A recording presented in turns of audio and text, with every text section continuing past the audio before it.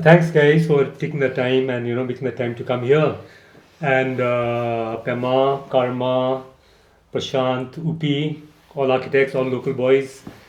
And today we want to talk about like local. Sorry, Pema's and Pema. So basically, talking about like Gangtok and Gangtok's like situation or urban situation, or what the future holds for us. Why? I mean, our journey so far, and it will be a discussion which where we'll try and probe like where what the context is, what the problems are, and what the possible like way forward is. So thanks, guys, and I'll start with just talking about like why Gangtok. It's been we started Architects of Sikkim on almost like 20 years ago, right? So at that time we started talking about urbanism. 24.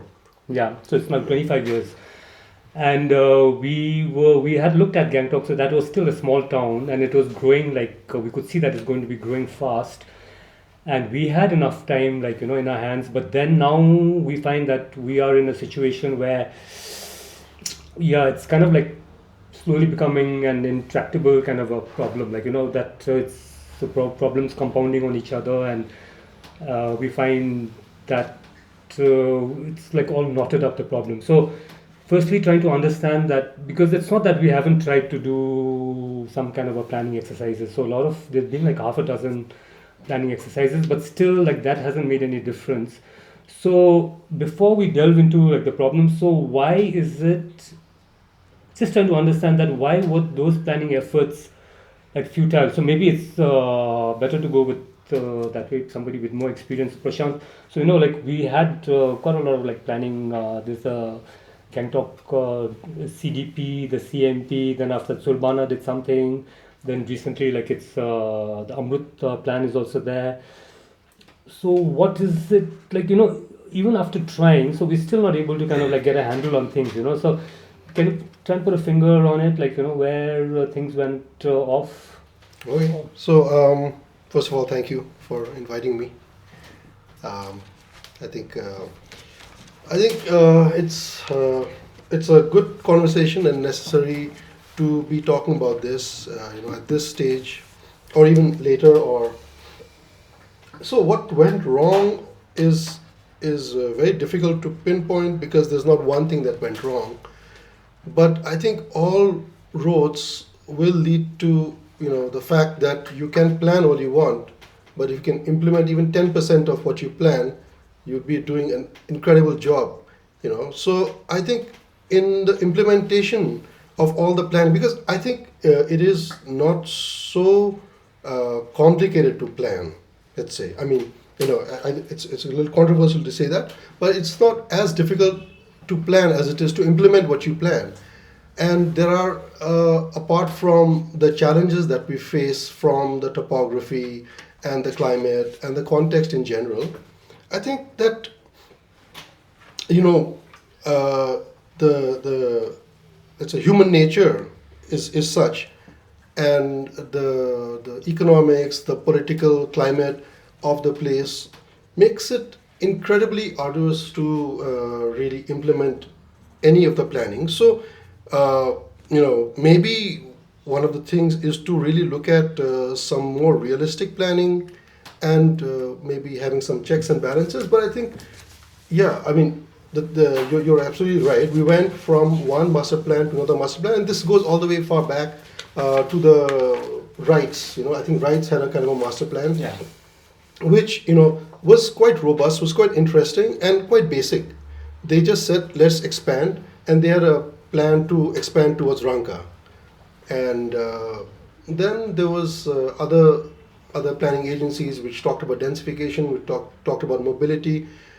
But had we, in my mind, I mean, I still hold that had we expanded towards Ranka in a very planned manner, quote unquote planned manner, I think we would have been somewhere. And unfortunately, we did not pay heed to that sort of a planning proposal. And I think we find ourselves in this kind of cauldron right now, which is kind of boiling. Hmm. Well, I think that does make sense because if you look at a lot of statistics, right, starting from when India took over Sikkim, right, so you would assume that the population at that time was around 10,000. And now we're talking about population of close to more than 100,000, 120,000 or so. More, I Just would say, even like 2 lakhs right? probably. Yeah. So with the floating population, etc. And I was just looking at some of the statistics of Gangtok. For example, the old Gangtok in before India took over, right? The footprint is around 20 kilometers square, right? And now the greater Gangtok, which is coming all the way to Ranipur or other side and all, you're talking about close to 80 kilometer square, right? So the problem I think is also the other side is majority of the economic, the drivers of Gangtok is people working for the government, right? Yeah. So if you look at them, majority of all our government offices are in that 20 kilometer square area itself, right? So that effectively leads to a problem where, like you, Prashant said, the rights, the master planning, to try to decentralize Gangtok, the 20 kilometer square, and bring them over to Ranka or wherever that is, right? Just to diffuse the land potential, the irrational potential of what you see right now, right? And to make the greater Gangtok more sustainable, right? And that, to me, I'm not very sure if that has been done. You can look at the secretariat, you can look at the police headquarters, you can look at all of the major drivers for the people's mobility, right? Through the national highway itself. All of them leads to these areas, right? So the question to me, without understanding the proper background is, right, has that, the rights study that you talked about, right, has that been implemented? Is there no drivers, is there no way of why that cannot be implemented so that you could effectively replan the Gangtok town, the 20 kilometer square, and after that actually go from there onwards to different part, whether it's Chanmari or the Burtuk side or Ranka side, and all the whole holistically, right, and to do that. So I'm not sure that these So are you suggesting that Gangtok, like these offices should move away from Gangtok and then we plan Gangtok? I think it's the other way around. Right? Okay. I'm assuming that the right studies or whatever master plan was done for the greater Gangtok area talked about moving these anchor buildings, right, which effectively requires thousands of people, government workers, to go there every day, right? And these are the main reason why the main infrastructure, primarily the road network in Gangtok, doesn't work, right? Because these at the morning rush hour, lunchtime, and the afternoon rush hour chokes the whole street, right? And people's livelihood are impacted, right? And the only way to diffuse that, I assume, is to take those people away to another location so that you can then free up the road to allow for urbanism, right, to thrive. Are you talking about solutions already? Like, I think we started off with the rights, basically the rights Yeah, I proposal. mean- but the rights proposal is decades ago, no? It's decades ago, Yeah, yeah. like really Yeah, long really time. long time back. Just with that point, I'll just make one brief point. So our office is actually designing the annexee to the secretariat, which is down here in Lumsey, and it is considerably larger than the existing secretariat. It's a very large building which has a number of departments. So while the building is being planned, I fear that the access to the building is not really sorted, and that fifth mile Saraswati Mandir is going to be an insane kind of bottleneck over there. Somehow they will have to kind of figure that out. I mean, we've mentioned it right in the beginning also, and that's in terms of decentralizing. And one small point I'll make is also as a result of the earthquake. The secretariat, which was kind of damaged. It was damaged, but for me, I thought that was a real potential to actually move the secretariat out completely. Yeah. But it was a sort of a real disappointment to see that it was built, that much bigger Rebuilt, and yeah. rebuilt in the same location. So I thought, that was unfortunate. You want to add something to that? No? I think It's okay if you want to Do- go around. Huh? No, because Yeah, I want to talk about this wide planning probably. I think we've talked about it also. Planning in Gangtok, I don't know. I mean, there have been plans made like we talked about, rights and Surbana. I think some of it is, I think some proposals are being implemented like from Surbana, like the ring road and all of that. So some of it is being implemented, but not entirely, I think.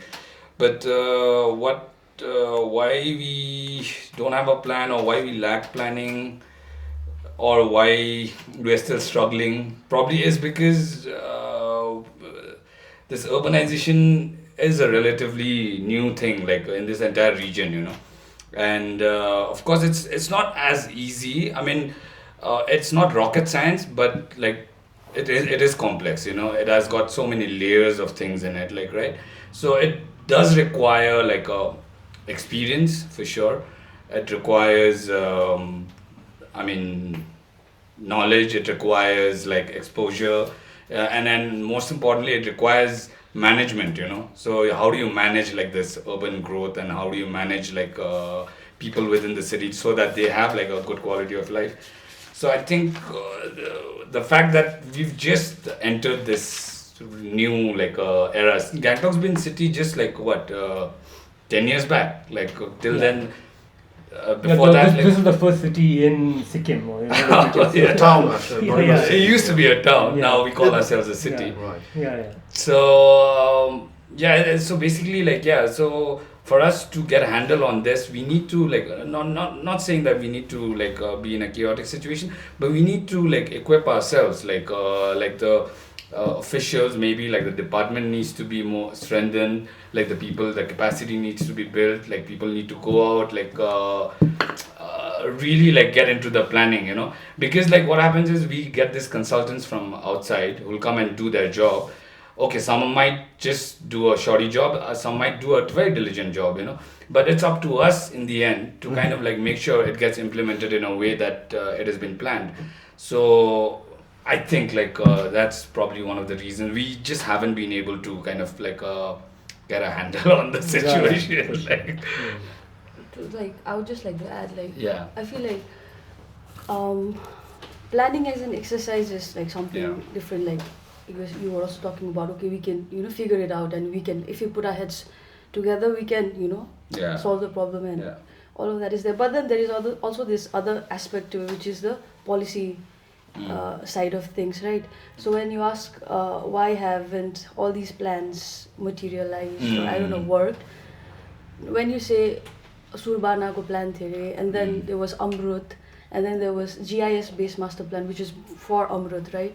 So then we have so many of these national schemes which require our cities to have a master plan, and then I feel like somehow the intent is not to actually plan the city and solve its problems, but that there has been a scheme that has come out, That right? needs to be tapped. Yeah, that needs to be tapped into. And now, because it requires you to have a GIS based master plan, so you will only think about, okay, the GIS based master plan. But so that's what happened, right? I think in 2010 or something, they had a Vision 2021 document. Yeah. Sorry, Then or there was something 2041. called like the CDP and the CMP, Yeah, and GNNURM was Yeah, that one. like the scheme That where there was- was a lot of money. yeah. But then the prerequisite to getting that money is that you need to have a Master- master plan. So it was a master plan which was made in a hurry, Yeah. not because you actually intentionally wanted to plan the city, but so that you can get your hands on those funds Yeah. over there. So it was just like a trying to tick a box, like so it Yeah, wasn't really exactly. a serious. So I think Gen and URM became Amrut, right? And then we actually went to the stakeholders meeting also when they called us, like call the public, and then obviously like architects of Sikkim went. And I remember you asking the consultant also, Yeah. who was from Gurgaon, I guess, and they Yeah, were very- feedback infra. yeah, feedback Yeah, infra, yeah. and they were only concerned with the GIS portion of it, where okay, it's a very good thing that now we have that data on the city, right? But when you're asking, okay, they did the GIS portion, and then now they're also suggesting things like how they were planning that long bridge directly which connected Rangka to Did you see Gangtok. that? Like it was, so then you wonder like how are they coming up with these proposals, and they are actually putting it in the document. And when you ask what about the existing Gangtok town, how do you solve its problems, because we are facing so many like quality of life issues, traffic congestion, the density is so bad. So the response was that we can't do anything, it's saturated, so let's think about the periphery, Rangka, Bhusuk, and all. Yeah, They they wanted want to build a golf course in Rangka. They wanted to make Bhusuk into a health tourism thingy. Mm. So, and another point that was raised was that why is this planning? It looks like you are planning the city for the tourists, but not for the people who actually inhabit it. So I feel like, what's the intent behind the master plan? If it's just to tick your boxes in the scheme, so then you're just chasing the list, the checklist, and you're just like, okay, you did this, and then you submit and done. Like, then the implementation obviously won't happen because you never had that intent, right? Yeah. So yeah, and then calling the consultants. So just to be able to, and sometimes I do realize that even for the people here who are working under these regulations that come with this scheme, it's difficult because it's mandated that you have to do it a certain way, otherwise you won't get the funds, and the funds are important for the development also, right? But for our people, not just in Sikkim but in the northeast and the Himalayas also elsewhere, to be able to give this review or a feedback, or just speak up to Delhi or wherever the policy is coming from, that this is not working for us, it doesn't suit our context, whatever you're trying to do here, so let's talk about it, let's review it. And because every place in India I think is very unique, especially the northeast, and I've seen that not just with this but with other schemes also. It doesn't make sense, and then you're just there, and a lot of these reports come in formats, and then half of the things are empty because it's not applicable, and then the data that goes out, I don't think you can even, it's useful or it will contribute in any ways to research or whatever like they're trying to do. So I think that's another problem that is glaringly over there, but really needs to be worked into. And then the planning bit I think is fairly easy, like you were saying, because if you get people who are actually experts and all, we can obviously solve our own problems, right? But then if the policy wise it's not strong enough, then how do you implement this? Implementation is always a challenge in India, I feel, because policy documents are very well written. They'll have like this, like if the book is this thick, it's very well written, everything is there, but the implementation bit will probably just be a page, so you don't know who implements it, what happens, when you run into this problem, how do you navigate through it. It's never there, so that is another problem I feel. Yeah, definitely, that's the biggest problem I think. Certainly. Because most of the planning documents, like I've seen the guidelines, and they were meant to review your previous planning document. So what went wrong, or like just to create that and see, and then therefore like your new the exercise kind of, you learn from the past and you take it forward, which is a living document. But so actually it's a good then thing. it doesn't really happen. Like again, like it's really nicely written, and the guy who thought about it, like he has his head in the right place. But then actually when it comes to, I think it comes to the intent, that actually are you really interested in like solving a problem, or is it just a scheme from Delhi, therefore like because of that money is coming in and you just want to kind of like do it. Yeah. Pema, you made a good point about that, how we're, like all these plans are not really plans that are going to solve the problem, but they're plans to just check the boxes and stuff like that. Get the funds.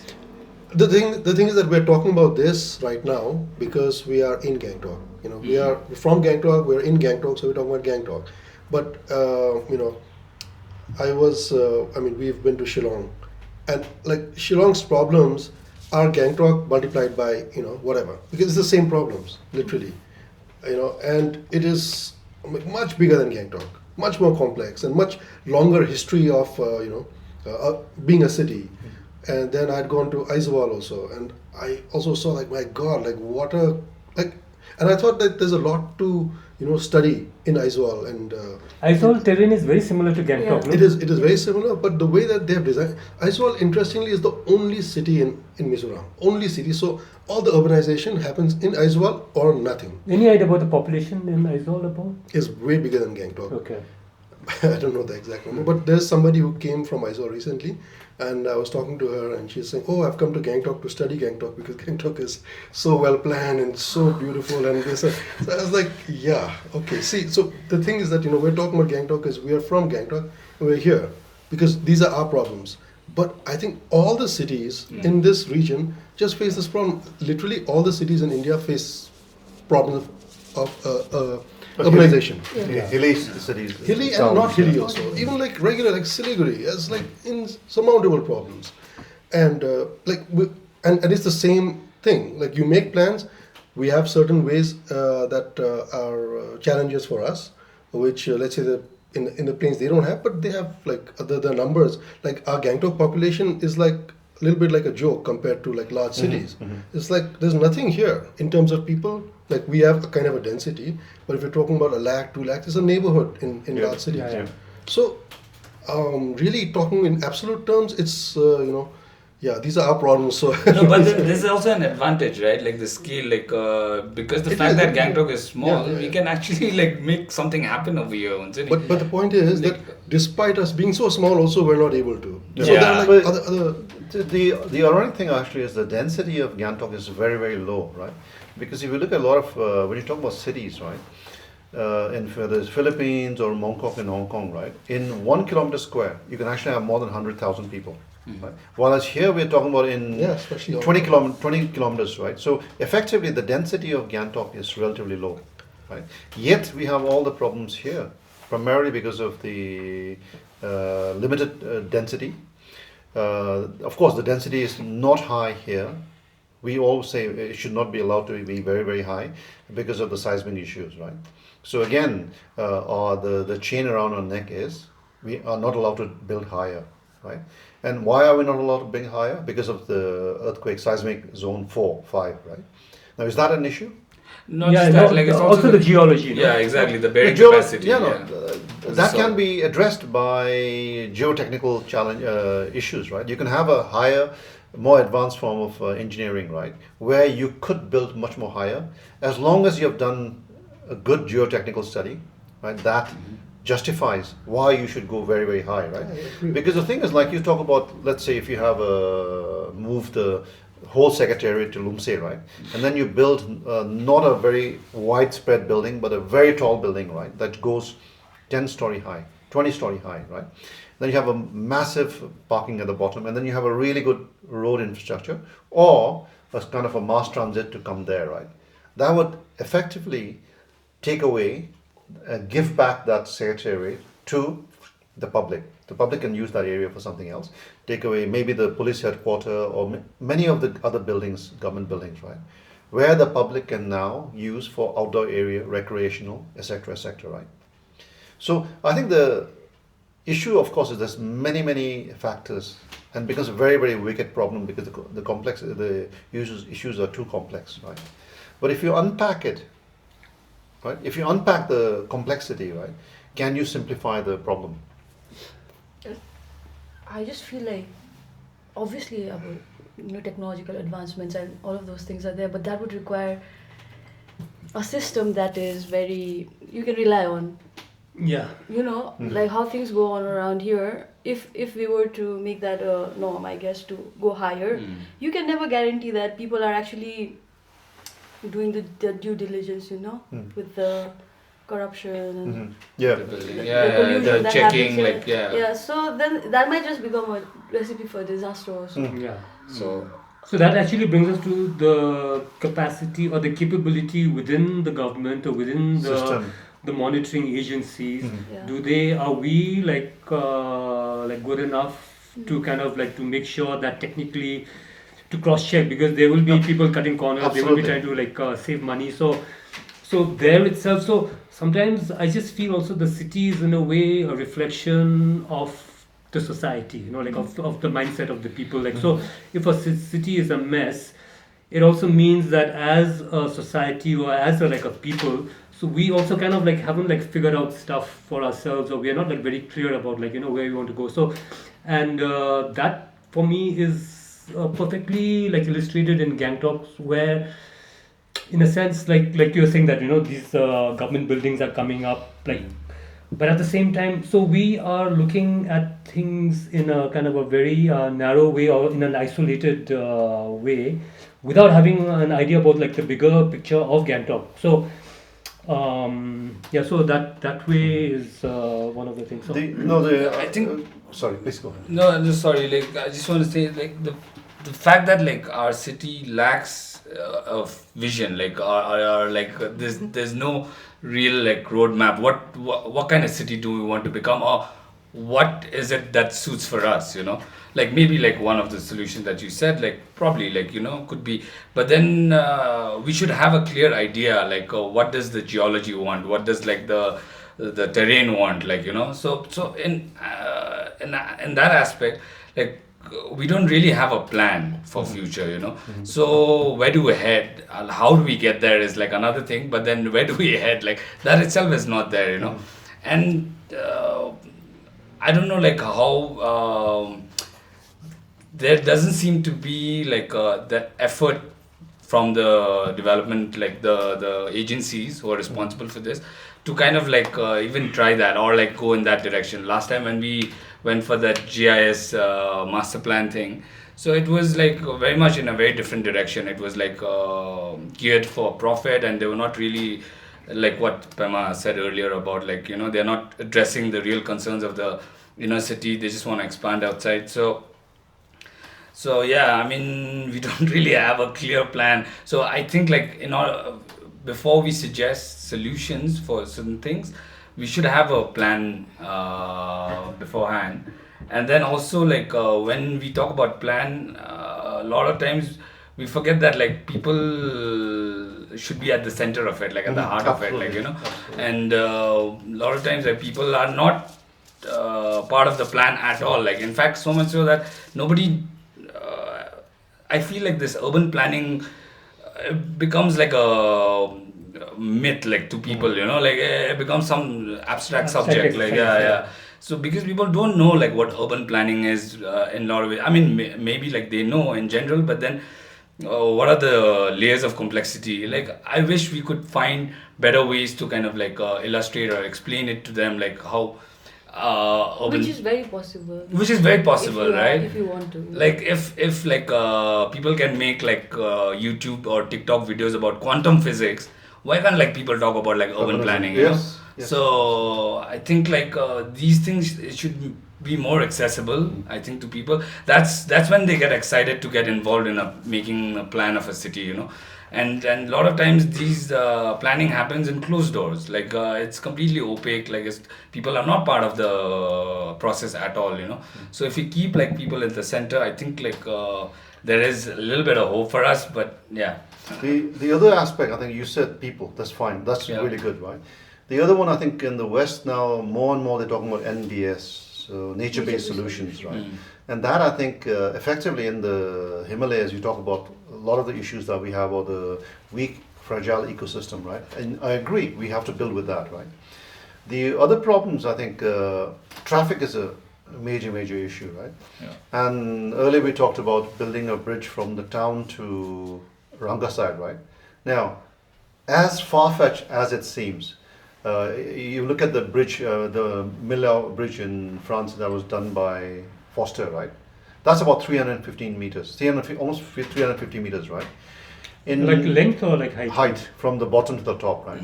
In China, they have bridges that are about 500 meters from the bottom to the top, right? So if you look at Gangtok is going to be around, from the river to the top is going to be about 300 to 400. So if you do build a bridge somewhere, either from Dewarali or anywhere, right, across to other side, that's not the world's most complex bridge. No, it's not. But then, do we really need it? Like at the moment, or like, do we? What's the goal here? Like to reach there? Like and That's right. Now, Yeah. So I think we're jumping into like the solutions. Yeah. So we'll get there. So Yeah. I was thinking like let's try and understand our context better. And one of the things I personally feel is that like a mountain city, like Gangtok is a mountain city, like a terrain, like you talked about Aizawl. Shillong for me is a completely different kind of a terrain. It's very gentle. But like a mountain city, like Gangtok, like Darjeeling, like to an extent Kalimpong or Namchi, there aren't that many of that in the world as a typology. Like people don't build a city in the mountain because like they have more land. Unfortunately, Sikkim, like unfortunately or fortunately, but Sikkim, like we don't have flat land. Even if you want to build a volleyball court, you have to do a cut and fill anywhere in Sikkim. So we live in that kind of terrain.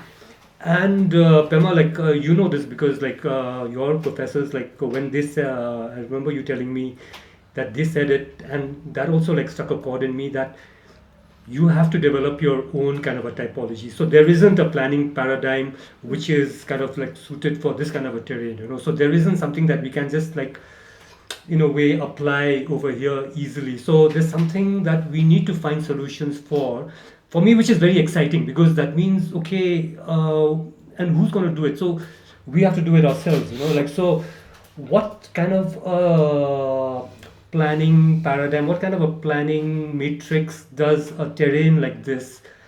It is a city and it's a fast growing city also. So it's challenging, but at the same time there is also like a possibility that we can create something which is completely new and different, but something which is suited to our terrain. Like so do you want to like take off on that a little bit, like Okay. Okay. Let me just. Okay. So first of all, like so when I was in Bangalore doing my fellowship, um, we talked about cities, right? And not just from a planning perspective, but it was more like an interdisciplinary thing where we're looking at infrastructure, governance, economy, social aspects of a city, and everything in between. So most of the times, the cities that we were studying were like Bangalore, Mumbai, or Delhi, and tier 2 cities would be somewhere down south, mostly flat, right? So I was finding it very hard to relate to any of it or even find it very relevant to what I was looking for. And that's when I realized, like, okay, there's not a lot of work done, like in our context, like what would a urbanism or a urban growth look like? But then, having said that, even when we are talking about Bangalore and all, like cities of the global south, it seems like what I discovered was that even that is something very new, or like a new concept, fairly compared to the planning paradigms or the theories that we've been studying. Probably, I haven't studied urban planning, right? But we used to have a studio, urban planning or urban design, and that's when we used to learn about garden cities and this and that. So all of these came from the West, I would say. And then when you're trying to, and even now, when I feel like when the master planning happens for a city here in India, mostly conventionally they would apply those theories. They're thinking about, okay, what's the grade and this and that. So even for cities in the plains, it's like that. Like they're having trouble with that. And when we talk about master plans, I might just be going here and there, but then like the thing about master plan, I feel, because I remember like when we first started out with Architects of Sikkim 2021 awareness campaigns and all, we were really advocating for master plans. Like Gangtok doesn't have a master plan, as if like a master plan would solve all the problem. But then it turns out master plans are also like always under contestation because it's a statutory document, right? So even in Bangalore or Delhi, if you look at, so they'll publish a master plan like, okay, Delhi 2041 or something. Then they would ask for feedbacks, right? Public feedback, and then someone or the other would like challenge something, and then it's stuck in court. So but then while it's there, the city is continuously growing. So then it becomes, yeah, obviously it's a living so document, always but trying then, to catch up yeah, in a way. so master plans are always trying to catch up to the urban growth that is happening. Then when you think about it like that, it does look like, okay, then you're always like chasing something. Are you actually doing anything? Because you're just trying to grab onto the things. And so maybe then I thought like a fresher perspective would be, okay, that's there. Now what else can we do, right? So yeah, coming back to Gangtok and all, yeah, so there was one paper I read. It talked about mountain cities, it's called contoured urbanism, and I think it's one of the first pieces of scholarly work that I could relate to. So it was written by a person called a scholar called Rohit Negi. He comes from the Western Himalayas, so a place called Banjar, like a small town. And if you read the paper, it's completely it's the same as how the development is happening over there. It's the same as our, not just Gangtok, but the smaller towns or smaller. I don't know what to even call them. How Organic growth, so the growth is dictated by what the contractors, who like Ambuja cement or whatever cement is coming, the mistries, whatever they are building, that's the growth, and it comes from demands. Like, okay, there is a school over there, like a private school opens up in a small village. Now people are coming to study, so they would want rent. So now people are like, okay, I should build a RCC building, I'll give out some rooms for rent. And that's how small buildings start popping up, and then there are shops, and so so that sort of thing is happening. And I feel like that even at the end of the paper he says that now this is just a beginning, where he's trying to theorize this sort of urbanism, and we have a lot yet to do to figure it out. So theorizing this sort of an urban growth or urbanization is something that's still beginning. Then to come up with solutions is something that needs a lot more work, right? So, but then I feel like if, KP was just mentioning, we are the ones who can solve our own problems, because we face it, right? And it has to come from the people. So I think the birth of such a new idea has to come from these places, whether the Western Himalayas, Eastern Himalayas, Shillong, Aizawl, wherever. Our people need to now start, thinking about that, coming out of the shells or the boxes, and now think out of the box, and not be very rigid and stuck to what they studied in college, because I feel like maybe it's not working out. Just like the policies, even the history that we used to study is it's not about us at all. So something like that maybe. Yeah, so I mean, it's interesting because recently, talking about the Western Himalaya, I'd gone to Kedarnath. Right. And what was quite remarkable, the topography is relatively similar, but the interesting journey from Dehradun or Rishikesh to Kedarnath was that you were just going along the river continuously, and all urban settlements are down near the river.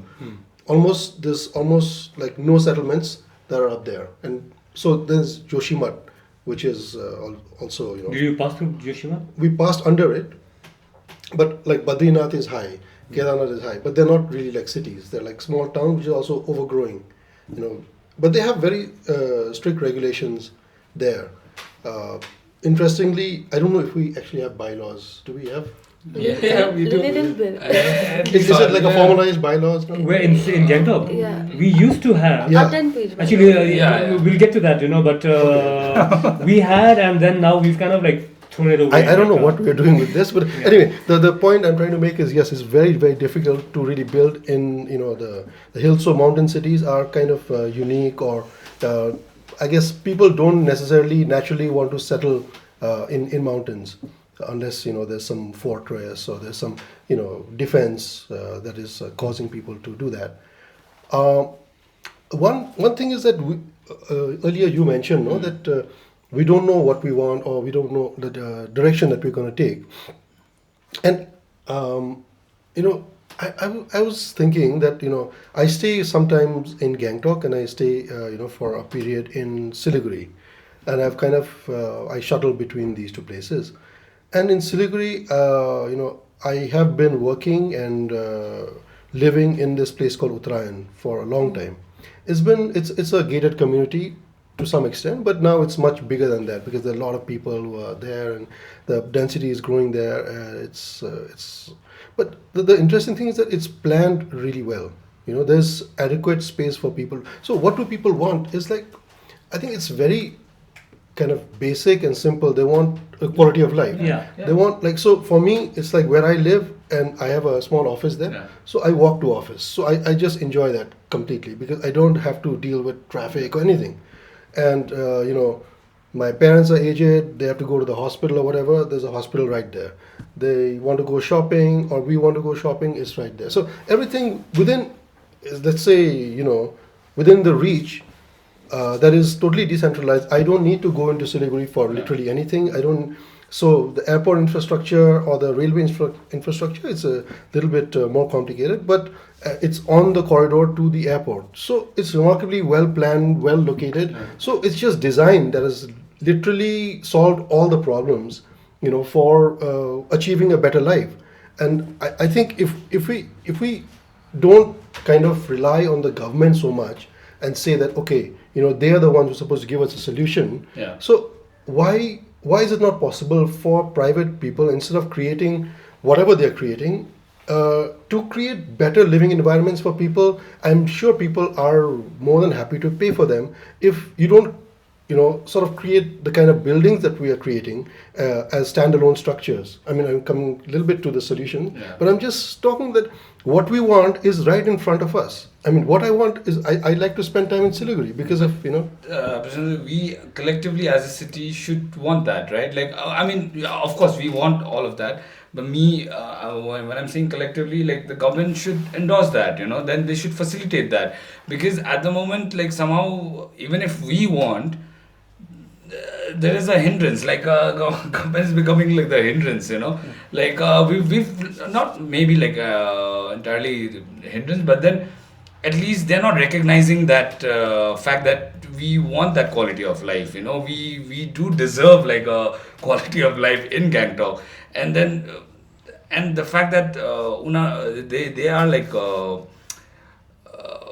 they are pervasive in the sense like they have control over a lot of things, without them I don't think so private individuals can get together and get like a plan of a city done, and even if we get it done, like it'll be very difficult to implement. So in that sense, like so one thing with the government is like it's a kind of a structure yeah that is made up of individuals. One is like they are like us only. Yeah, They for also sure. facing the same problems. Yeah. They have children in school, like dropping children to Yeah. school, all that. So they have that problem, and they're going to office. So if there is like some officers, people in the government who buy into this idea, before you know it, they are transferred. So then there's somebody else who takes the place.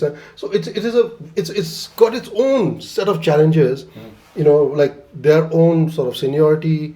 How do you go ahead in that kind of world? It's got like I think crazy. But if you identify those things, then even those things can be solved. It's not like those things can't be solved, right? No, I feel that what you're saying, like, we talked about like the capability within the government before, no? Somehow you get the sense that the government also, they don't know how to handle this problem, or they also sometimes it seems like they don't think that there is a solution for Gangtok, because that Amrut master plan, so when, they talked about like Rangka and Busuk and, Nandok and all that.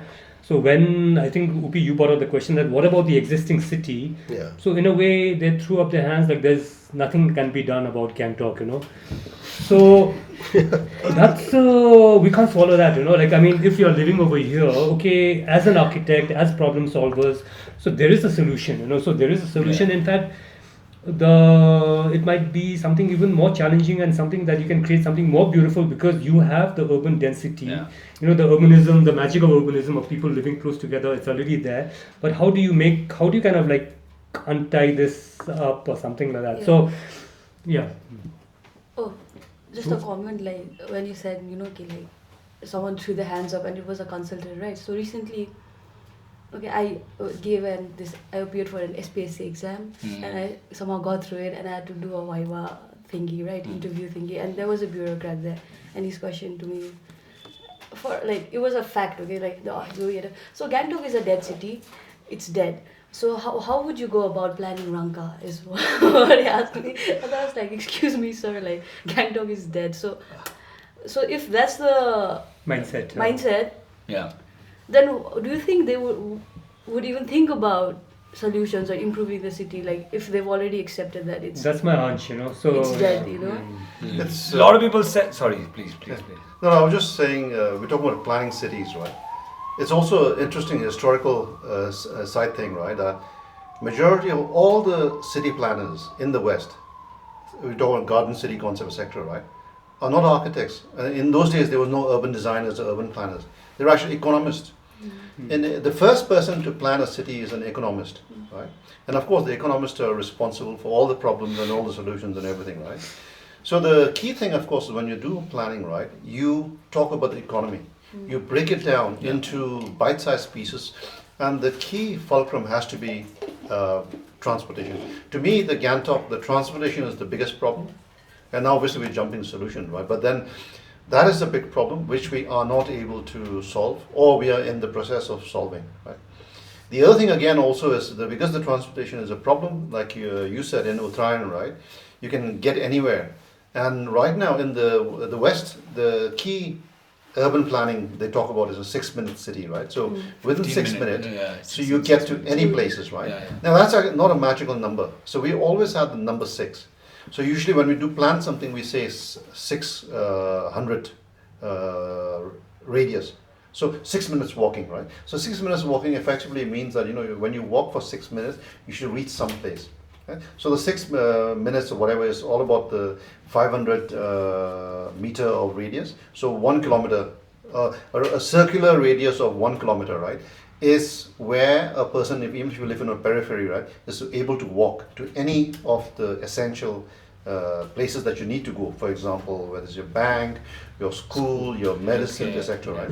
So that kind of planning is there, but in the hilly terrain that Gangtok has, right, it's almost impossible. Right? There are ways and means of doing it, but the infrastructure becomes a problem. The other thing is, again, the problem for our Gangtok obviously is it's already a city that has already been organically planned and grown. Right? So we are only appending to it. Right? So how can you come in and append something to make it better?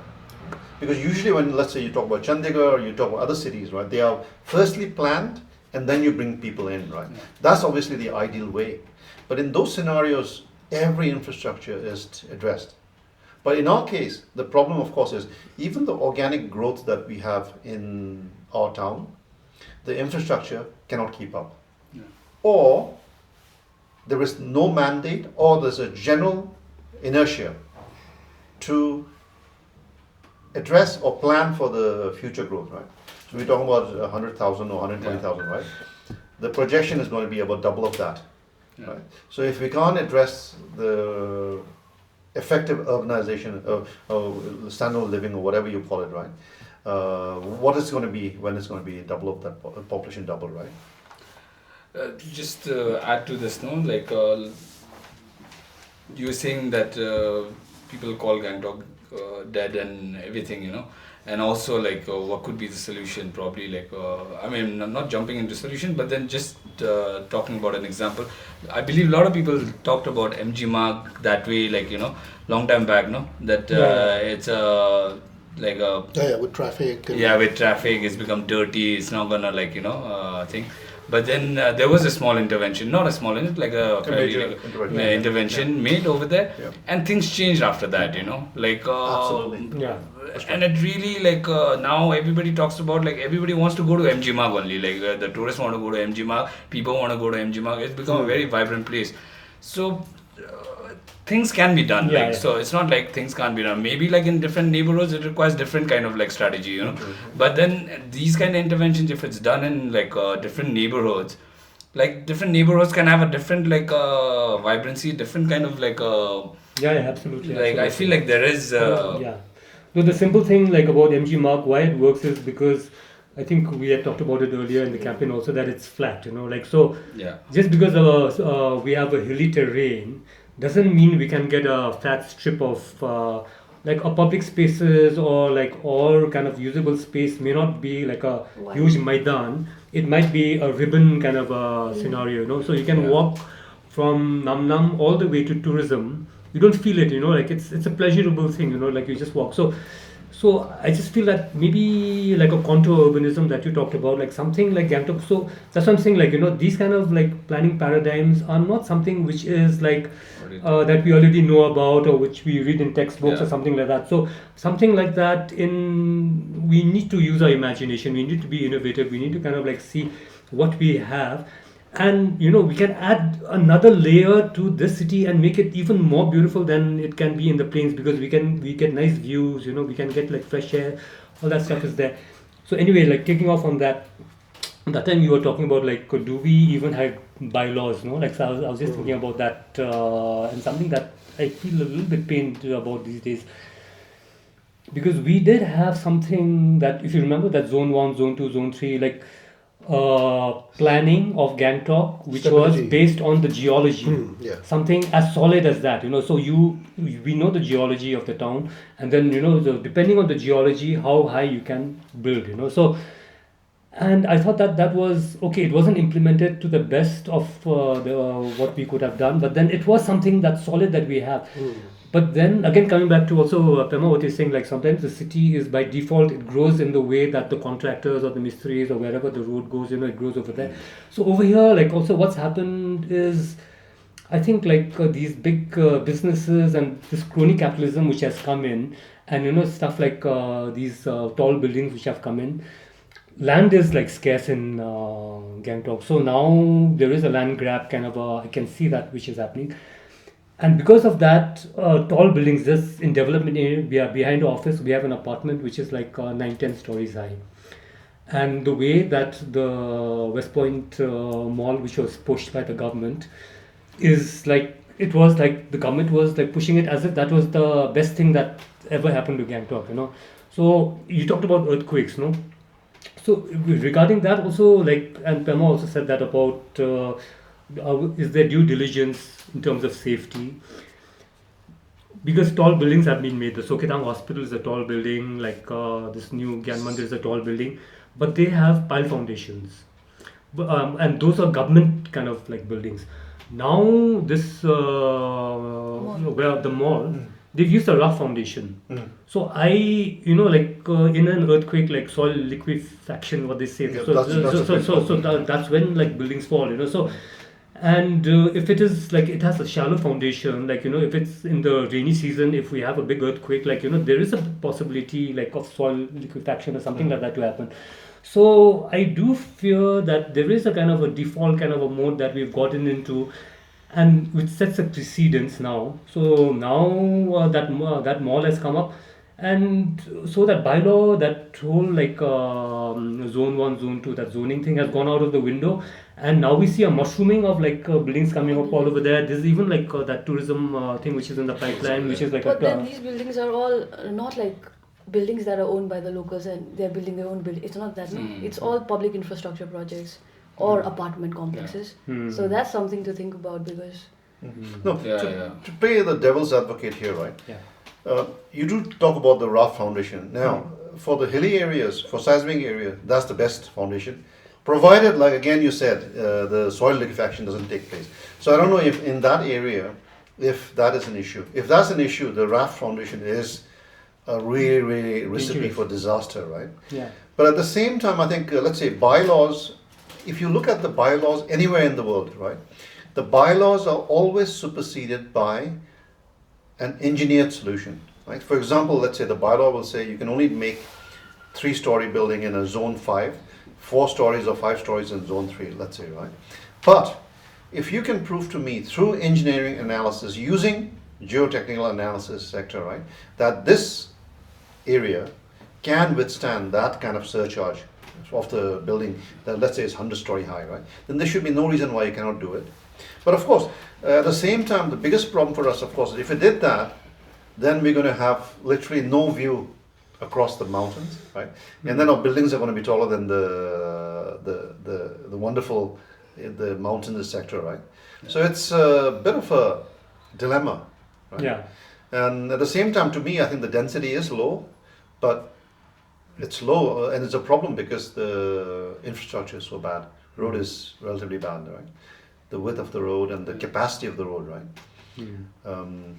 So just talking about those big buildings, so because you've also like worked with some of these big contractors, I wanted to also talk about like, because before when we used to engage with the government, the government would kind of like choose the architect, so they'll have the brief, they'll have the program, so they'll tell you like what to do. So you'd be dealing with the government engineers or the department. And now there's been a change of a system where before the contractor there'll be a tender, and then this is the design, you implement it.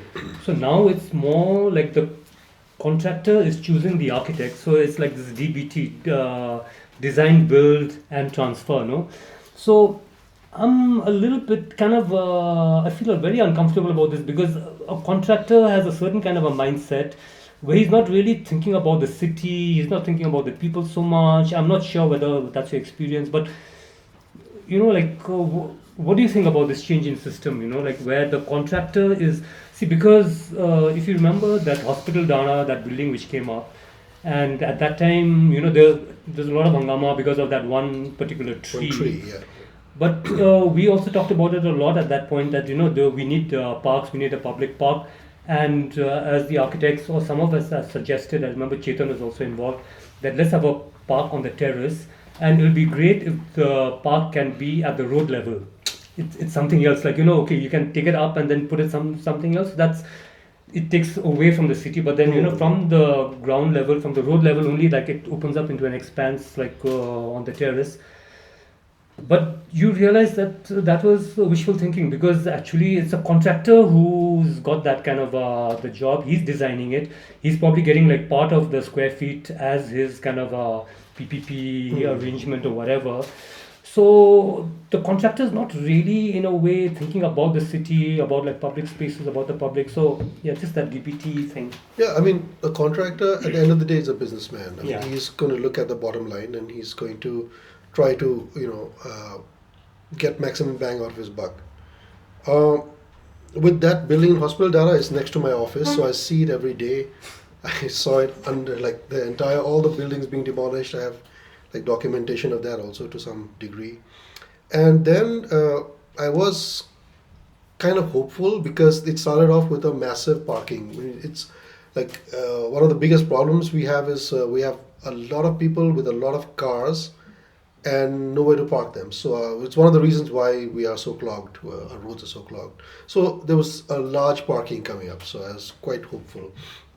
Then multiple levels kept coming, and then the ground floor came, and then there's some more structures came on the periphery, and it just stopped then, and I think nobody knows what that is becoming. I think I had asked you also on on a private message. I'd asked you like what is happening. Does anybody know what is happening to that building? Because I don't know what's happening to that building, and what is that building, and when is it going to open, and like it's been in that state for an incredibly long time.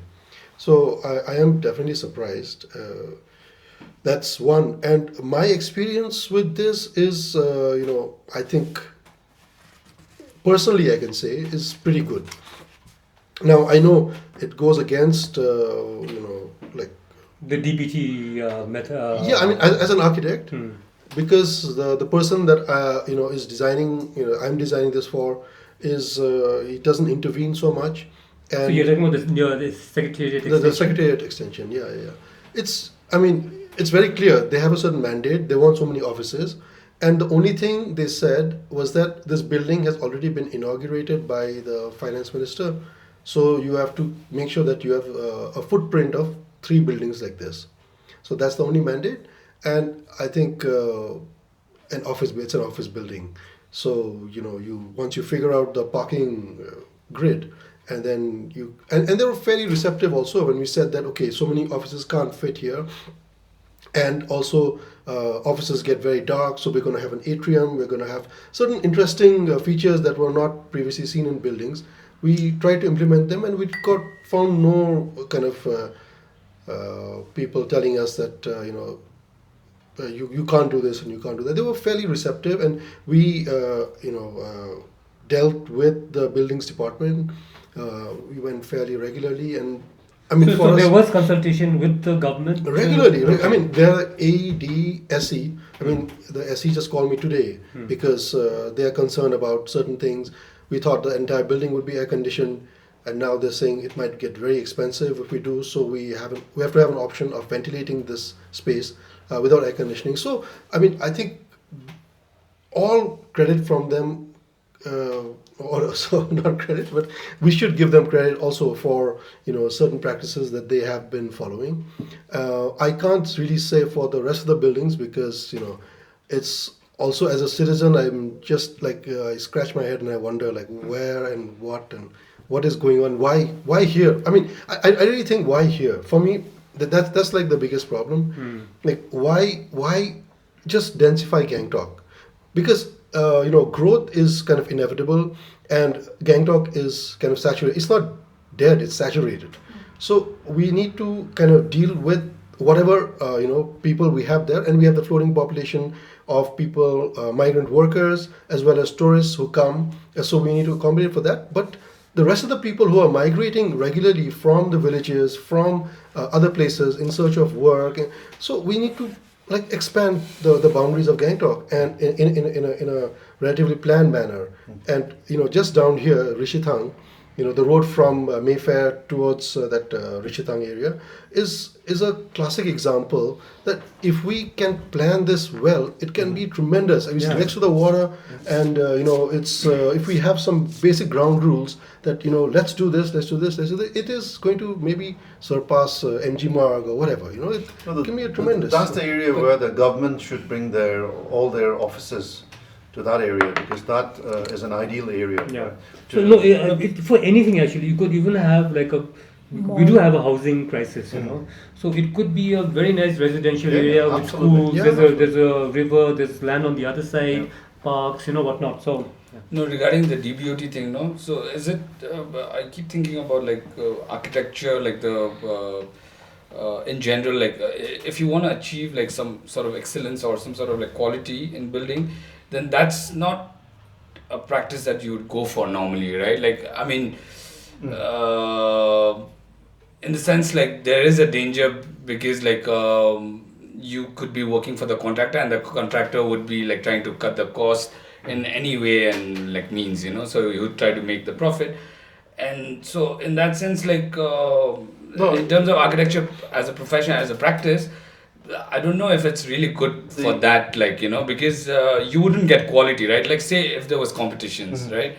You would get much more like quality architecture, or like you would have at least like options, like many options, and then you could choose from But you can still do that. based on quality. But then over here, like the contractor gets selected first, and then the architects get selected, right? See what happened So- in Shillong, recently. What Ivan posted something. Do you remember that Yeah. somebody else won a competition, Yeah, and then they give the job to somebody else? No, that can also happen. See, that happens in India all the time. I think, like- that happens everywhere in the world, right? Yeah, yeah. So I don't think that's any issue with that, because the design, build, and operate or transfer or PPP model, etc., Yeah. is done everywhere in the world. Now, more and more, even in the West, you're going into the DBO, DBT, or all these form of things. The primary reason is when the government or public and any entity, right, builds the building themselves, the cost overrun is completely unable to be controlled, right? Okay. So the only way to get a grip on the cost of a construction is to go into DBO kind of mechanism, right? Now you can always do, what you can do is, like you say, you can have a design competition, and then the design then you novate that design to the contractor, and you tell the contractor this is what you're going to build, right? And that's also happens. At the same time, you can have competitions, right?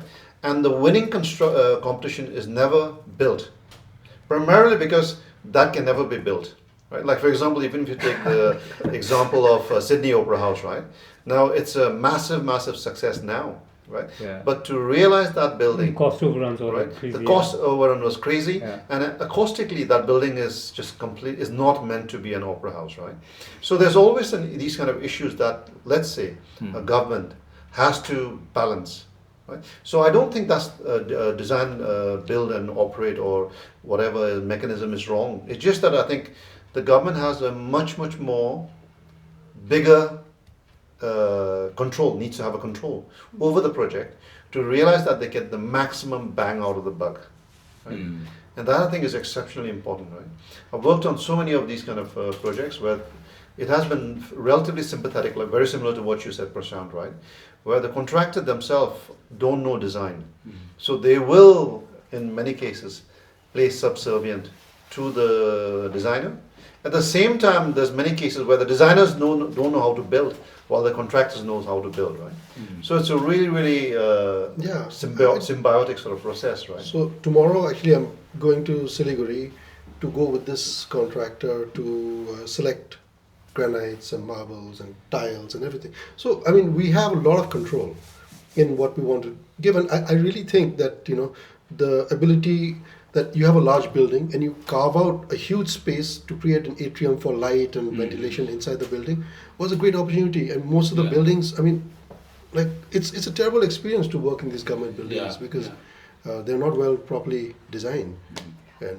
And one of the biggest problems that I used to have, while we still did projects for the government, was getting paid and our buildings being designed the way that we had initially thought, and then just random changes So that's better, like yeah, it's DVT? way better because it was approved and that's approved, now finished. That's the end of it. So and it's approved by consensus that yes, we make a presentation, they like it, done, we approve, and they're building it at a remarkable pace, which is always great for an architect because so projects go on for years and years and years. So this is kind of just happening so quickly that it's very exciting actually. Nice. So maybe that's the reason. Yeah, it's more efficient. Yeah. Like, So I think you talked a little bit about competitions, so I find that like as architects over here, so to bring that into the conversation, like because we don't have competitions over here, and competitions like I've seen in other countries, like you can have tiers of competition where even students get a chance. Like I remember in Switzerland, like if there's a small post office or something, they open it up to the young architects. So they're competing, and talent rises to the top. Like so then like you get like people get a foothold into. Otherwise, over here, it's who do you know, what contact do you have, or or the older guys, like they keep getting the projects, and then the younger people they really like have a difficult time to get in. So, do you think there's a possibility of competitions? This is not the urbanism; this is more like architecture. But we'll just dwell on it a little bit, and then we move on to the solutions for Gangtok. But this competitions, like what do you think? Like, what do you think that's a possibility? Yeah, I mean, I've always been a great, believer that competitions, deliver great ideas, and then with the great ideas, you can come up with like interesting solutions and multiple ways of looking at the same problem. And there's sometimes issues that you have not, ever thought were part of the problem or the solution.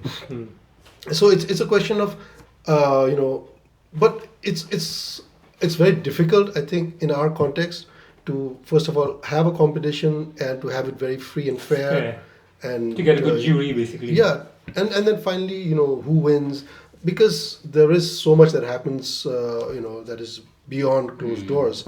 That Yeah. Sometimes it feels like a waste of time also, like when that happens. Yeah. No, there's also two sides to this, right? The first is you can have a competition and then you can take the good parts of every design, right? And then you build it together. But that is very subjective and is also a design by consensus, which might or might not be good, right? So it obviously depends on the government entity, right? How smart That's are they? How dangerous good also, are they, like a little right? bit like. No, I agree. There's never a perfect solution, right? It's always a very, very thin balance. Because the default, like over here, what's happening? I mean, this is some years back. That an architect, you have to there's an expression of interest, and then the architects, like they kind of like you have to show like what work you've done, and it's usually in terms of like money. Like I remember for the Sikkim University, you should have done 3,000 crores worth of projects or something. So we are all like completely out of the picture, And look at the building that we got in Yangyang. For me, it's just like a blob of like something. Like it's like it's a terrible building, and it's not suited to the to the terrain. Like there's no quality of the space. And I was just thinking that it's a university, which is a place for learning. And Sikkim has one of the highest concentration of architects. A lot of architects who don't have much work. Couldn't we have taken a much more like a benevolent view that you get a good like a lead architect, university is what, like classrooms and like hostels and Introspection so it's not some kind of rocket science and you're making a very technical thing. Airport or something. So, and give the local guys a chance to like also come in and work with a good architect Collaborate, and yeah. like up the kind of capability of build up their capacity, give them confidence, give them a chance to work on a big projects from which they can get a kind of a toehold, like to do better projects. So somehow or the other, like Pema was talking about it in reference to something else earlier, we have this kind of stuck with the parameters which the central government, like these are the Check requirements, boxes, and right. then you got to do that, but actually it's not suited, it doesn't like work out in any way. No one's questioning that process, or in the sense, we are so much after the money that like, okay, somehow or the other we just kind of like trying to like run after that money, and therefore we just need to kind of like check out the boxes. So anything to add on to the architecture part? Like I was just thinking, like let's move on to like solutions, which we are meant to be talking about, like the Gangtok's urbanism. No, a lot of times we're saying they're running after the money or getting the funds, right, through these schemes or whatever. Obviously, they also have a job to do and they have to keep the things running, like the administration or whatever the projects are. So, I was just wondering, where do they need the support if they were to, then intervene and be like, okay, we might need to change these parameters because I know that will be another long bureaucratic process for them as well, right? And then while they're doing that, things might get stuck over here. So they're also in a limbo, right? To even if they had thought about something like this occurred to them, how does one? So how do we change those basic structures, governmental structures? you're Yeah, saying? or what kind of support might they need? Like people in the bureaucracy probably to make that sort of systemic changes. I would say because those are tough ones, no? Because right now it's easy for us to be like critical. they're No, chasing but then us. we can also they can also sometimes be humble and reach out also, like it's not like we have solutions or like people have, but you can, there's an age of collaboration. Yeah, you can just like collaborate with people, like come up with like systems that work for you, like very suited, tailor made for you, and this can be discussed amongst like professionals from different areas and different like regions. So there is a disconnect between people sitting there and people like us, I guess.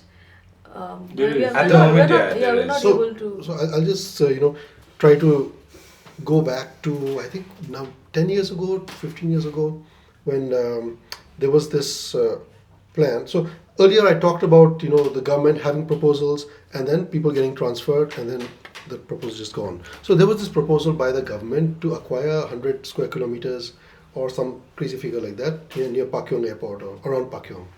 And then they actually had this competition where people from as far as Spain and The vision city for yeah. Pakyong. So there are people from not all over the world, but international offices also came, and we had tied up. You guys are tied up also with certain offices, and were part of this competition, which was really interesting. I mean, for the first time, and it seemed like pretty fair and pretty, Yeah. Devika had organized it, and you were part of it. No, I wasn't part. Yeah, I was part of it. I remember Champaka and all they won. Champaka and all, they won. So there's a firm from France called IGS, I think. So they won it, and they had already come up with like really interesting ways. Like in a which- slow. I mean, I remember the idea. Slow the city. slow city. There's a wonderful so concept. it was such a wonderful concept, and I thought that What wow, happened to it? That's what. That's right. What happened to it? It's a That's beautiful what happened. idea, but then yeah. It never happened, and like, had that happened, we'll be living in a completely different sort of paradigm, which that's like part of the challenges that we face here. Had Devika been allowed to, let's say, continue. That it, because they already acquired a lot of land. I don't know where that land is now. I don't know what they're doing with it, but that was for me like a great sort of. It's close to the airport. Wow. It's almost like what Bhutan is doing now with the Gelefu project. It's like, okay, having a vision. So you need somebody at the top having a vision like that. This is what I see this place to be. I mean, we're coming to solutions now, but I mean, it is rather futuristic. And earlier on, I was also involved in this something called Education City, where I had gone to Bhutan and you know, talked with the people there, met. It was like something like DBOT, but it was only at competition level, where I had gone part of the Ambuja team and tried to, whatever, they had earmarked a certain, part between Paro and Thimphu, and we had to design an education city out there. So that was also an amazing experience, but also that, somebody was thinking about this, in a very holistic manner, and thinking that, okay, we are going to get the top universities of the world out here. How are we going to plan it? How are we going to think about it? And even if it was just an idea level thing, it was tremendous, just to go through that process. And so with competitions, there's so much really that. No, but you're talking about basically about the continuation of the people who have a vision about something, and letting them carrying on and to take it forward, Yeah. And when that's where politics intersects with the bureaucracy, and new government comes in, and the previous guys get shunted out, and the new people come in who kind of like start afresh, or like or they don't want to touch anything which the old people have done. But it's not just Sikkim who's a kind of victim of this. If you look at the capital of Telangana, and it's ridiculous. They just like stopped the whole project, the Amravati project. They just stopped it till this guy came back into power. Now that's starting again, which is like quite remarkable that you're seeing this kind of playing around people's money and people's this is like public. So basically, it's like vanity kind of projects in a way, like it's somebody's baby, and then either that guy takes it forward, or it becomes like that. It's just very harmful, because it's a lot of resources and time, and that's how I feel with all these things that are happening. There's so much money and resources, and what kind of things which are happening? Like all the buildings that are coming up, all the malls. Unity Mall. I don't understand why we need so many malls and hotels in a 500-meter radius. Maybe. That's why DBOT, so that's where the contractors got that jobs, and the contractor wants to make a mall, so there's a mall in Star Cinema, there's a mall at West Point, there's a mall at Hospital Dara, there's a mall opposite Rachna. I think that's the nature of the city in a way, because about more and more especially with capitalism very much in it, so the land use is like profit based, everything is profit, so the real estate boom that's kind of happening, it's crazy. But with the PPP thing, you give the police on lease for how many years? 90? Yeah, it's kind of like actually I think 33 years. 30 or something. But it can be renewed, I think almost indefinitely. So the state is never when is the state actually making money out of it? No, they will make money. You see, the PPP years will be governed by how soon can the return be given to the whoever builds it, right? So the investor, right? So it could be 30 years. It could actually be 99 years, right? Yeah. So the assumption always is after the lease period is over, either renew it or you hand it back to the government, right? So that's the commonality everywhere in the world. But what the government is getting out of this is parking. So that's what they've been saying. So they've got 3 floors of parking. So in order for you to get that parking, so you've got another 11 stories of mall and boutique hotel, No, so, but the thing about who's done the feasibility on this is what I'd like to know. The number of, let's say, shops, the retail units that are going to come there. Shops that were supposed to come to the Star Mall and then to West Point.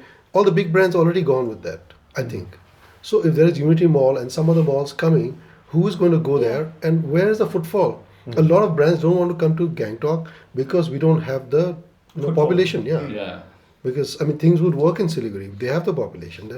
They would work in Darjeeling. I think PVR didn't want to come to Gangtok. I heard this because we don't have the numbers for that to be feasible for them. So I don't think there's a feasibility done. It's more like a venture kind of a capitalist. They just kind of in a way gambling. That okay, this is I'm going to push this through. Do you remember Star Cinema? They closed that construction for a while. Yeah. And the rumor was that they did that so that Starbucks. Starbucks, because some of those big brands were going there. So then to lure them into into the other place, so they kind of show that okay, Yeah. It's like, oh, No, no, actually, Starbucks is what you said. I heard it's more like a bank or something like that. So Okay. so those kind of like dirty games Gossip. get played. Yeah, gossip.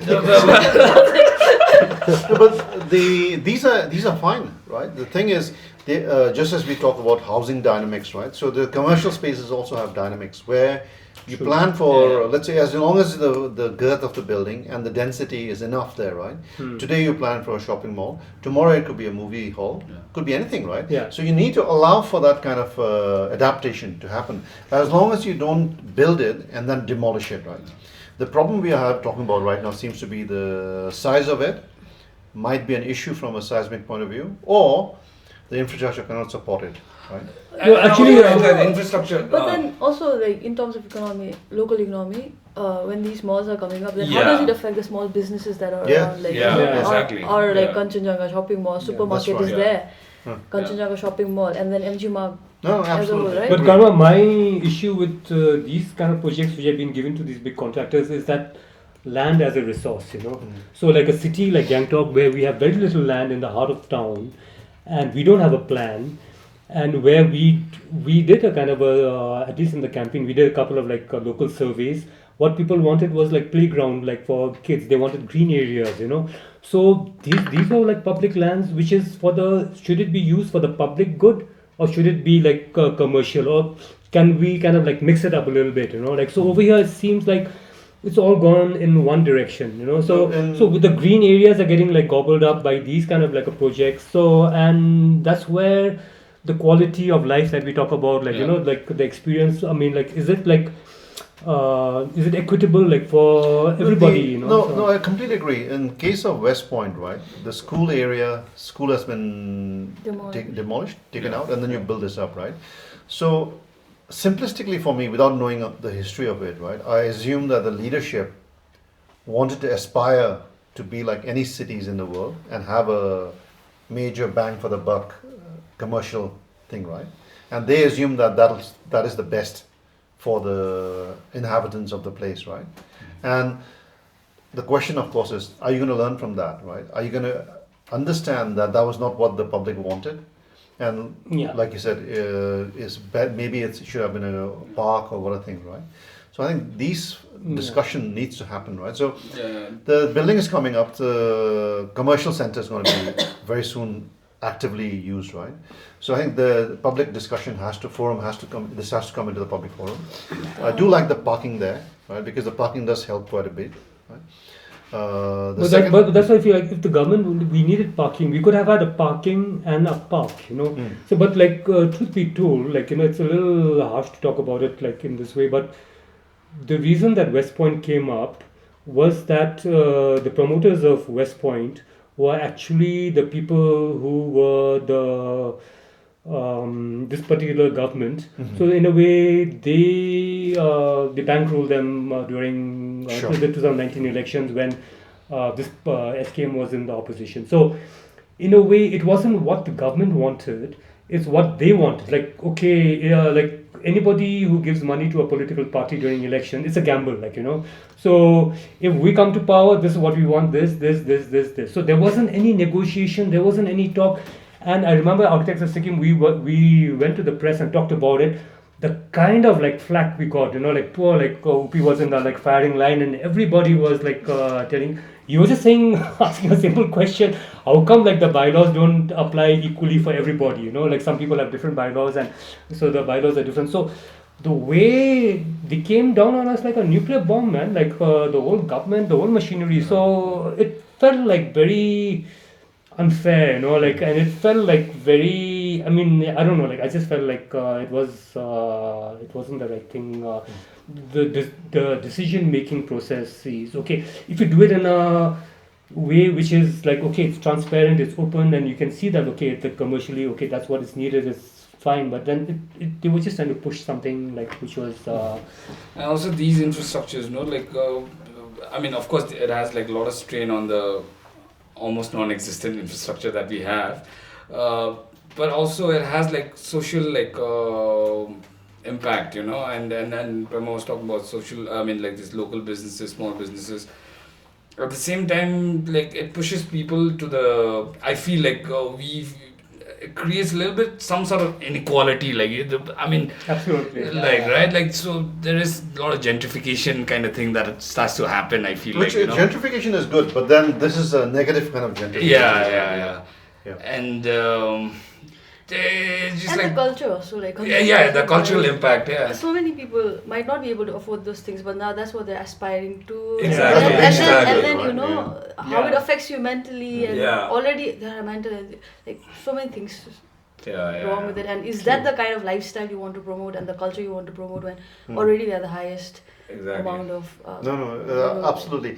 I think if you go to Darjeeling, I think, right, and you see the malls or the Chaurasta or whatever, right, that in a many sense could be a model to follow. Yeah.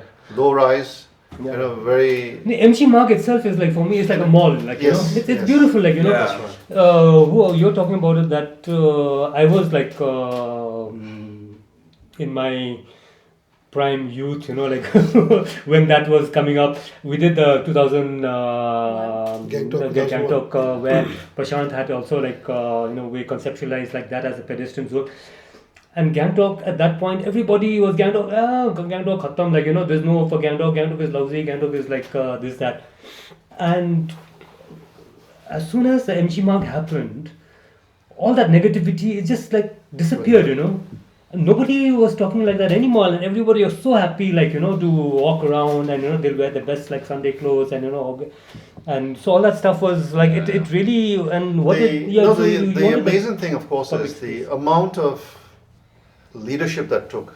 Because remember, all the taxi stands and everything was there, right? Yeah. To be able to decamp those from such a vital area to another area. So the leadership that is required It was. then, right, Yeah. is what is the leadership required now to address so many other issues. Right? True.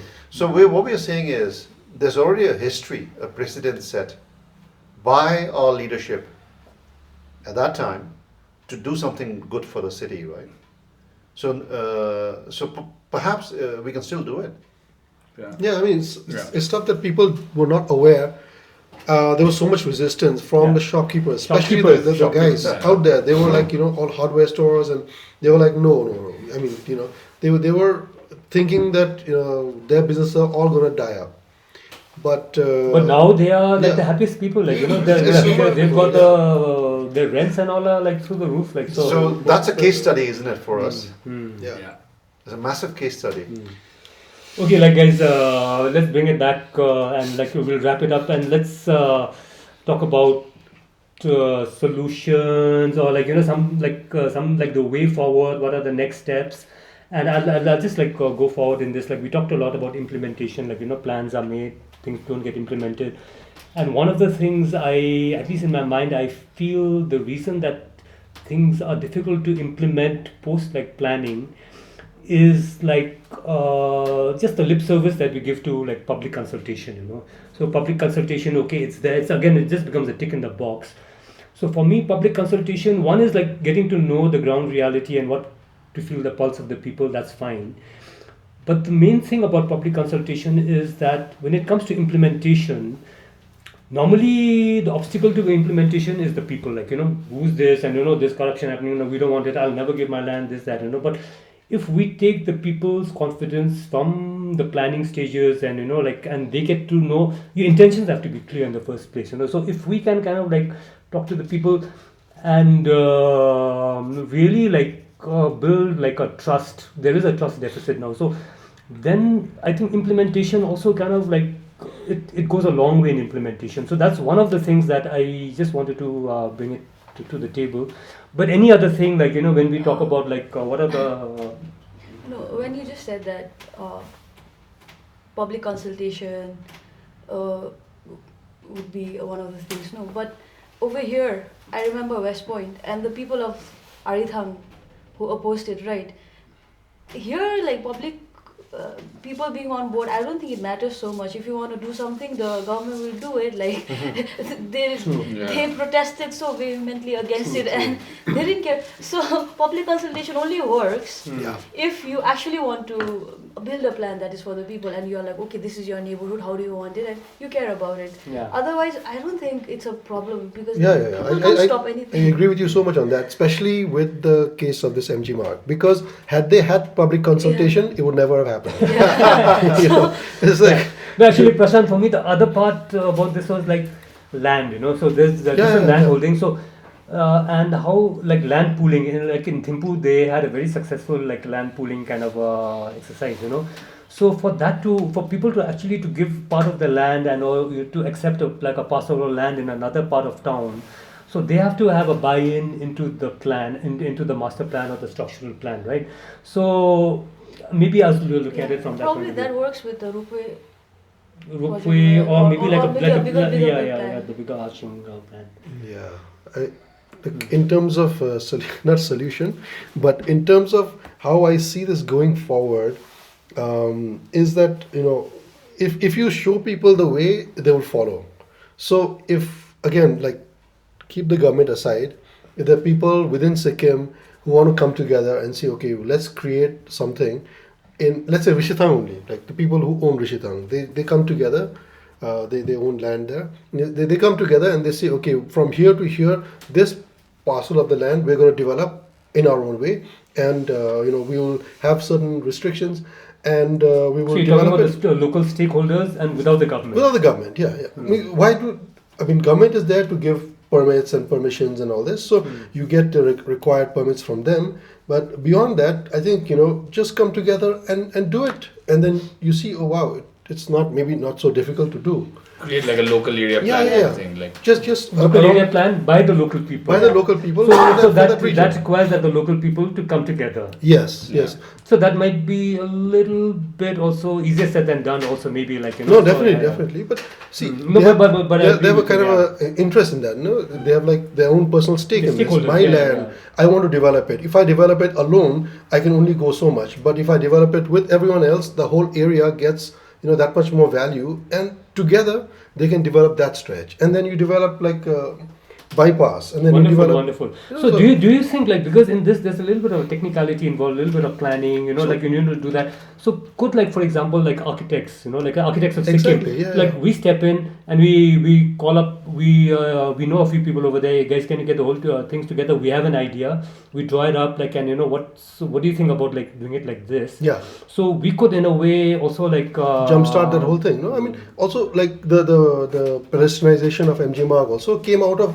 I mean, I wouldn't say because of Gangtok 2001, but then it was there. pushed the idea, We yeah. put it there, for everyone to see, and then there was a discussion, and then it was one leader, and it's okay. It's going to happen now, and it just kind of just happened. the leader had to make a trip to Europe, like, for that to happen. But yeah, I think there are things that can happen with public consultation, and certain things. I just feel that the way we work and we grow is through example. Oh, that works, so I'm going to follow that. That works, so I'm going to follow that. And then they see the economic benefits of doing that, as well as the betterment of the quality of life. And then, so how Ambaga did Uttarayan, now they're doing other townships also. They're doing that Utsudhara, they're doing whatever. But I feel, yeah. That, Then Ambuja and Uttarayan, okay, like within that space is fine. I think, like, when you think about the city, we also have to think about like an equitable city, Yeah. like, for it has to be okay for everybody. And one of the things I like about Gangtok is that we don't really have any gated community as such. There isn't a kind of a demarcation within society, and everybody's kind of like living without like boundaries. I mean, there is one which has come up in near Ranipul, which is that Sun Pharma, I think, but then that's a company kind of housing. But it'll be really great that if we look at the whole of the city as one gated, like say like a community, like, so Yeah. how do we make it good for everybody, like, so I've always felt that not just MG Marg, but that the entire stretch from Deorali, up Pani House, and up to Hospital Dara, going up to maybe that GICI, College Industries, climbing up this way to Ridge and back down Kazi Road. That should just be, should be, I mean, we should just call it like the inner city in of the city. Gangtok. it should be pedestrian and just have mechanical means, lifts and escalators or whatever for going up and down, and then just like keep it car free, keep the whole region car free, and like have these huge malls which take care of all the parking, have a big transfer area, and just get people parked there and just go everywhere, you know. So then that, and no more construction there, just like done. In fact, Karma had we had a nice discussion about your idea about like using more escalators, right? Like, you know, as a means of transportation as well as Mass mobility itself. Yeah. Travelators and all, yeah. Yeah. No, I agree. I mean, I think the other thing is when you talk about Rishitang and that whole stretch there, right? The only entity who can resume land in any country is the government, right? So I think the government has to resume the land. What right? do you mean Land by resumption. So the government has to take over the land, private land, And pay redistribute it. pay a fair compensation, right? And then use that for the greater good of the city, of the town, of the country, right? And the Land Resumption Act are always there, right? You can actually have another Land Resumption Act in Gangtok, resume that whole stretch of land, and then build this whole new town, right? The satellite town of Gangtok. Because the only way, I think, to me, for addressing the issues of urbanization in Gangtok is to deplan it. The deplan in the sense that you have to take the government, all the offices out, because they are the key anchor that pulls the people into the traffic, the public, etc. in, right? Because you do want to bring more tourists in, because the two main revenue streams for Sikkim is government and tourists, right? So you do need to more hotels for sure, because right now the amount of tourism coming into Sikkim is relatively small. It has exponentially grown in the past 10 years, but I think it's going to go 3 times, 4 times, 5 times, right? So for that to happen, you need more hotels for sure, right? May not be 5-star hotels, but hotels of anywhere up to 30, 40, 50 beds, right? Then you need to have to deplan Gangtok in that sense. The other thing I was thinking, the infrastructure is very, very vital. Infrastructure related to traffic, water, power, right? All these are physical infrastructure, right? We do talk about the Wi-Fi and the 5G, etc. Those are not physical in the sense that they can almost be limited in land requirements, right? So I think infrastructure has to be addressed very, very quickly. Move the drivers that brings the people in out, and then build a parallel city. So you talk about the earlier plans that had already been supposedly mooted, right? So the thing is, has that been implemented? And if you can do that, because I think if you're going to double the population of Gangtok from 1.x lakh to 2-3, this amount of space will not cater to this, right? We do need better housing, because the quality of housing, I think, in majority of the places are pretty bad. They're not shantytown in the sense of other cities in Greater India, right? But I think if you look at it in a global perspective, the housing are also pretty bad, right? So I think the gentrification also needs to address the value of the quality of life, the value of the people, right? Yeah. And all of the above, I think, has to happen. Okay. So we're doing next steps and we'll wrap it up. So Pema will answer. I feel like, again, like I'm looking at two things. First is like, okay, when we're talking about planning and who, again, in terms of the people who are supposed to do it, like, I think here in Sikkim, we still, like, is the UDD the one who does the master plans, or of course I think they are the ones, and then there's again the GMC, right? And there's this whole other thing about empowering the GMC apart from their garbage duties and all of that. They are actually supposed to be also responsible for planning and all of that. But then having said that, I think our Sikkim Town and Country Planning Act, there is one, and that was amended last year, I think. So when I went through it briefly, there was a state planning committee. I think there is one, and then there's like secretary of various departments, and then the chief minister is there. And then I don't see anyone from the GMC being a part of it, you know. So, or maybe probably it's because it's for the state, and then there's supposed to be some development authorities, which would be for, so they're going to identify various areas as development areas. So probably something like a local area plan or a regional plan, right? And then there would be authorities who would be responsible for management and implementation of those plans, I guess. So then over there probably municipalities can come in, like the municipal corporation. I think we only have 2 municipal corporations, right? Anyway, so in that sense, again, that also becomes a challenge too, because this interdepartmental coordination is a very big issue where one department is digging up the road to do something, they fixed it, then the other one comes in and digging up again. Yeah. So it's already, the interdepartmental coordination is already like, yeah, it's a challenge everywhere, I not think just there's in a Gangtok. coordination department now. So, Apparently. so yeah, that's a problem everywhere.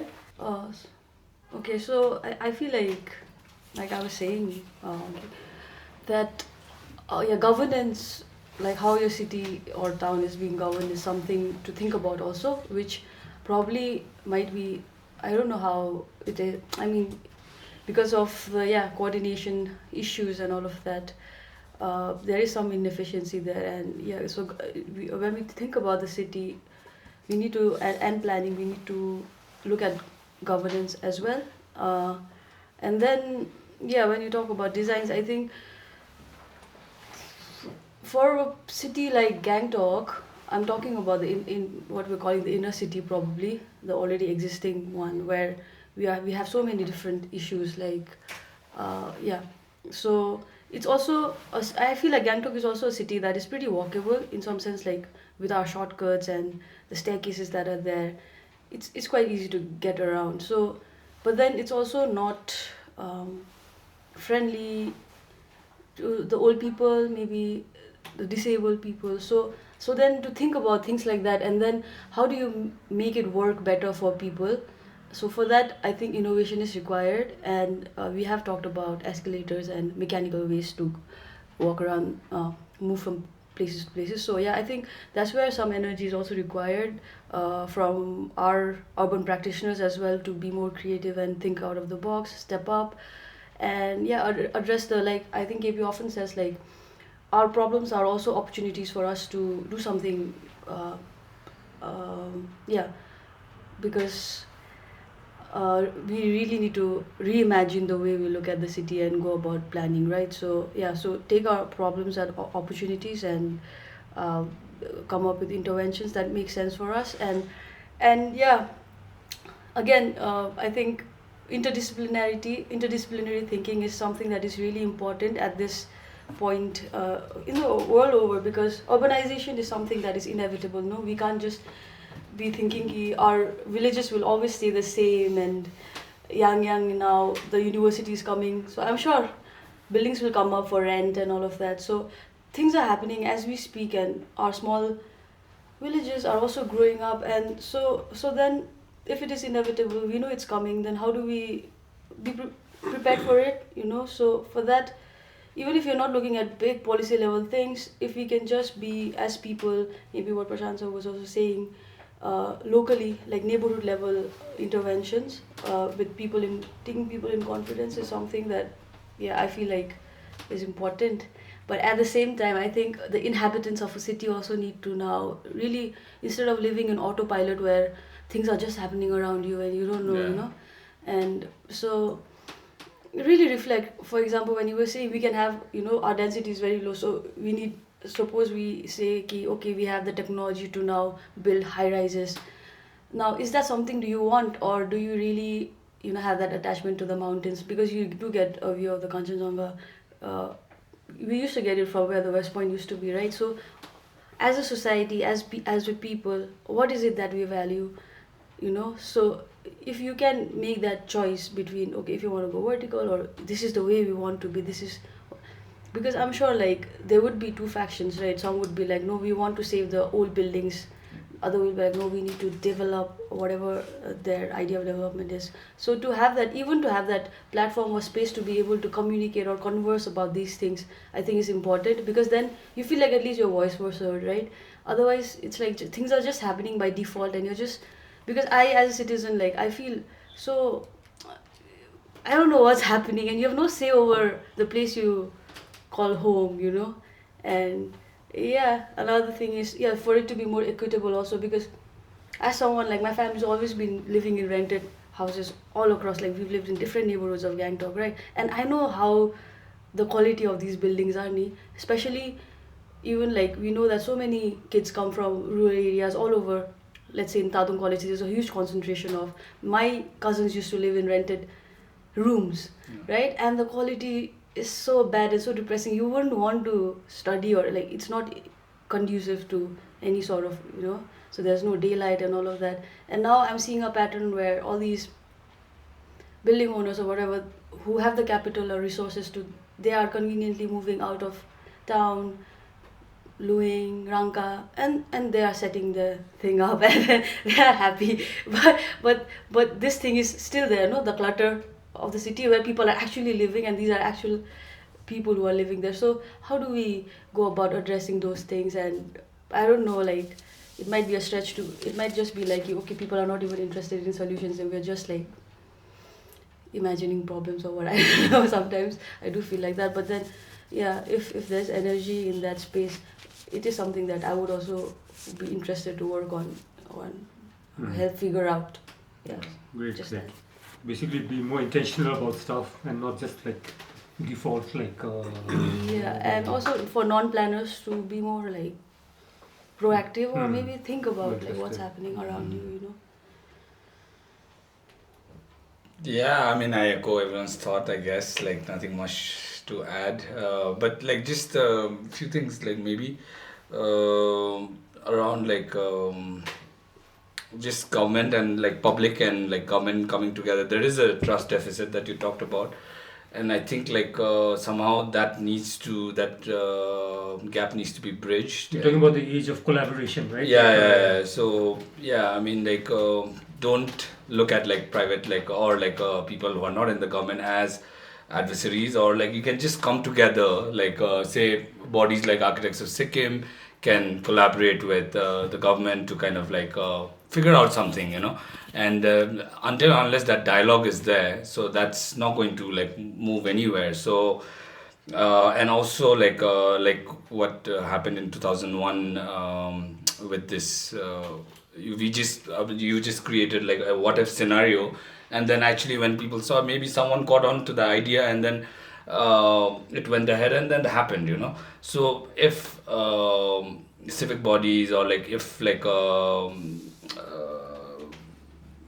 social organizations or like civil societies come together and create this like what if scenarios, and we can use technology nowadays to do that, and AI can generate probably like these what if scenarios for the future, and then kind of like make it more accessible for public to kind of imagine what their city could be and how we could live our lives. So those kind of things, maybe much more softer kind of like approach, like we can also do. And things around like we talked about like management and about like the management of the city, like GMC and UDD. Maybe like it's like if you look at city like a smartphone, say, like where like housing is an app, or like environment is another app, or something like that. The thing is like it runs on like invisible codes, right? Like so I mean, when you look at the phone, you just see the apps, like, but then there's actually underlying like code which is making it run, like, and that thing needs like a constant update, like, right? So similarly, maybe like these laws that we frame, like these policies that we make, or like these things, like if UDHD can keep updating themselves, or like if GMC could keep updating themselves, like this can really function well. I mean, that helps like the city to kind of function well. Because I also look at this city a little bit like an organism also. It is a living organism. So it's like things need to be looked at, like things need to be cared for.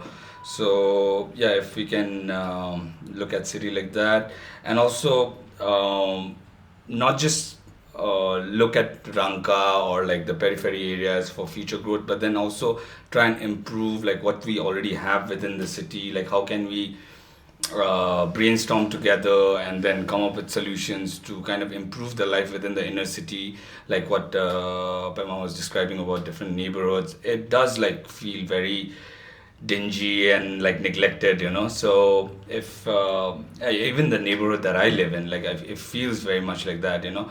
Everything is happening up there. Like somehow we are not part of the action anymore, you know. And there are, it's not like it's a gone case or anything. There are potential for different interventions or within different neighborhoods. So that's that.